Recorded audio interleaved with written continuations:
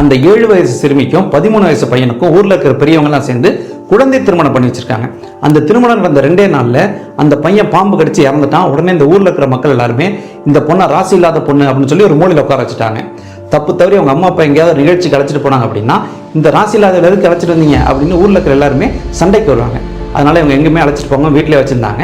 இந்த சம்பவம் நடந்து ஒரு சில வருஷம் கழிச்சு ஊர்ல திருவிழா அப்படிங்கிறதுனால அந்த பொண்ணை அழைச்சிட்டு போலான்னு வெளியில போகும்போது அந்த பொண்ணோட தொடக்க நிலையில படிச்ச ஒரு பையன் வந்து அந்த பொண்ணை பார்த்து சிரிச்சுட்டு ஏதோ எழுதி கொடுத்துருக்கான். அந்த பொண்ணு அதை பதட்டத்தோட வாங்கிட்டு ஓப்பன் பண்ணி பார்த்துருக்காங்க. அதில் என்ன எழுதியிருக்கு அப்படின்னு கூட இவங்களுக்கு படிக்க கூட தெரியல.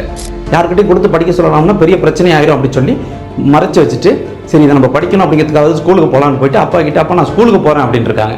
இனிமேல் நீ ஸ்கூலுக்கு போய் என்ன பண்ண போகிற, அதெல்லாம் வேண்டாம் அப்படின்னு அப்பா கண்டிச்சிட்டாரு. இருந்தாலும் இவங்க பல போராட்டங்கள் பண்ணி பல நாள் பட்டினி கடந்து ஒரு வழியாக ஸ்கூலுக்கு போயிட்டாங்க. நல்லா படிச்சிருக்காங்க, இளங்கலை முதுகலை அப்படின்னு நல்லா படிச்சு நல்லா வேலைக்கு போயிட்டு திருமணம் பண்ணியிருக்காங்க. ஒரு நாள் திடீர்னு ஞாபகம் வந்திருக்கு, அந்த லெட்டர் ஒன்று இருக்கே அப்படின்னு சொல்லி அதை தேடி கண்டுபிடிச்சி எடுத்து படிக்கும்போது அதை படிச்சுட்டு அழுதுருக்காங்க. அப்படி அதில் என்ன எழுதி இருந்துச்சு அப்படின்னா, இந்த லெட்டரை படிக்கணும் அப்படிங்கிறதுக்காவது நீ பள்ளிக்கூடம் போவ, நீ படிச்சுட்டு அப்படின்னா உன்னோட வாழ்க்கை நிலை மாறிடும், உனது எதிர்காலத்துக்கு எனது வாழ்த்துக்கள், இப்படிக்கு உன் உயிர் நண்பன் அப்படின்னு போட்டு அவன் பேர் எழுதி வச்சிருக்கான்.